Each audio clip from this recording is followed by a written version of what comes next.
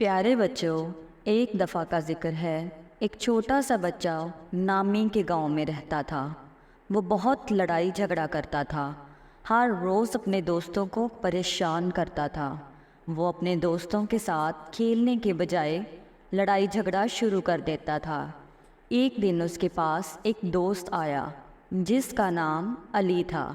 علی بہت نیک دل اور پیارا دوست تھا۔ علی نے بچے کو دیکھا اور پوچھا، تم کیوں ہر کسی کے ساتھ لڑتے رہتے ہو؟ لڑنے سے تو کچھ حاصل نہیں ہوتا۔ بچے نے تھوڑی دیر سوچا اور پھر غصے سے جواب دیا، مجھے نہیں پتا، مجھے اس کی عادت ہو گئی ہے۔